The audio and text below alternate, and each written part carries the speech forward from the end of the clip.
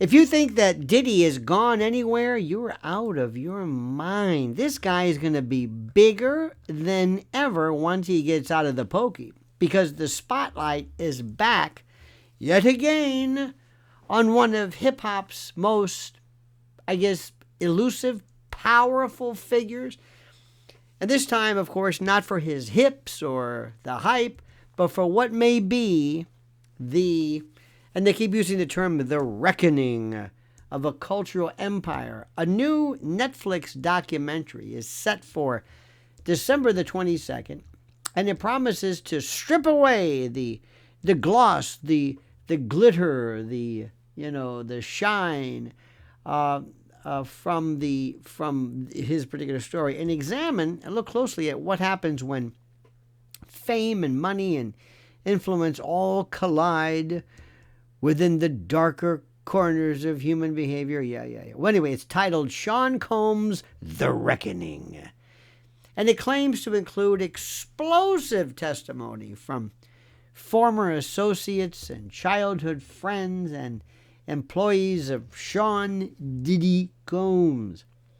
And the velvet curtain, apparently, is about to be yanked open. And I can't wait. Now, Diddy's image, as you know, was built on swagger and panache and cool and ambition and excess and all of that, and control.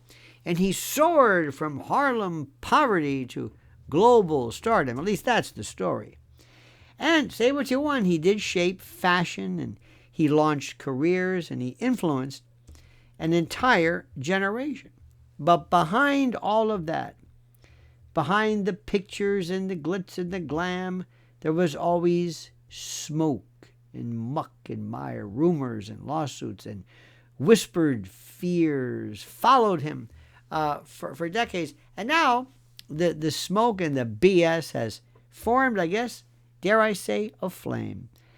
As you know, in July of 2025, a jury found Diddy guilty of federal charges related to transportation for prostitution, Mann Act violation, white slavery, and he received a sentence of 50 months in prison and a substantial fine. And photos of him in custody stunned the public. He was hoary, white with age, venerable, a plain tracksuit, no entourage, no curated image.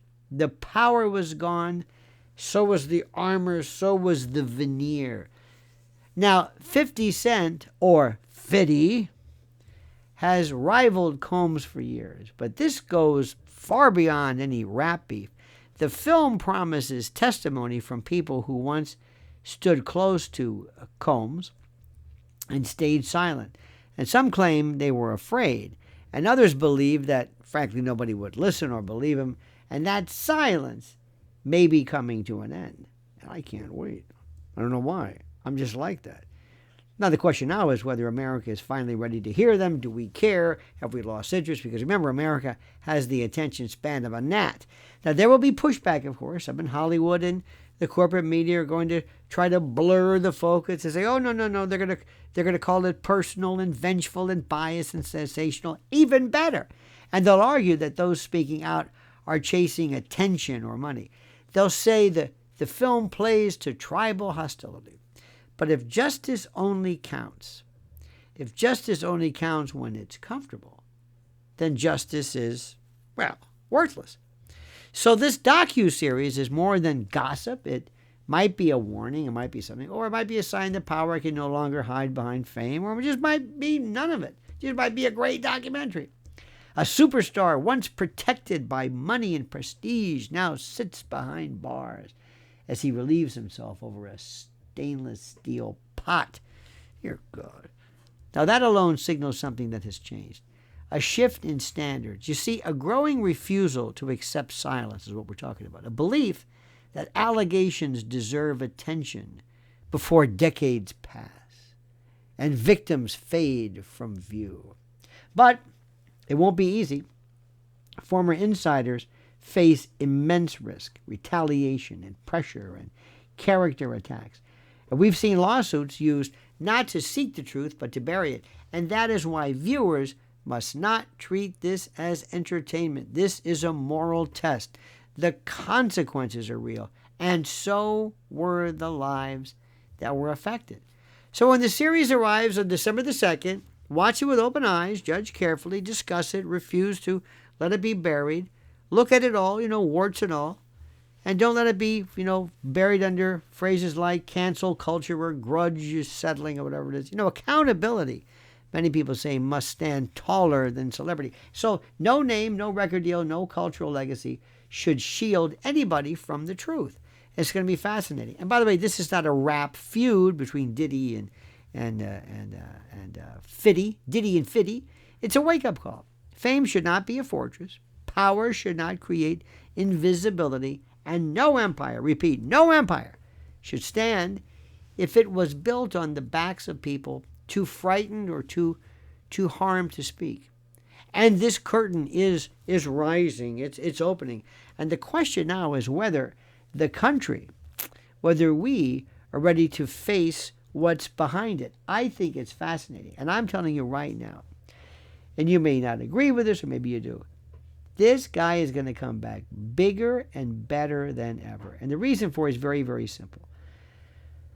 The reason is that we love not only people who fall from glory and fall from grace, but we love the notion of redemption. We love somebody who turns their life around. And we also like to see, and by the way, he's going to be a guy who is, for the first time, actually done prison time. That street cred. A lot of people said, Fiddy's not Diddy. I got Fiddy and Diddy confused. Diddy's not really a gangsta. He never went to jail, never went to prison, never went to anything. He didn't know anything. Well, now he does. He's got federal time under his belt, and he beat racketeering and sex trafficking. I mean, think about this. In the annals of all that goes on, you don't see this too often. This is serious stuff.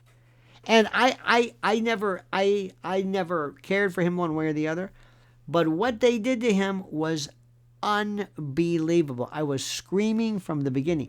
He did not deserve this. The same way, believe it or not, Comey, as much as I don't like James Comey, or Tish James, the way they're being treated is not fair.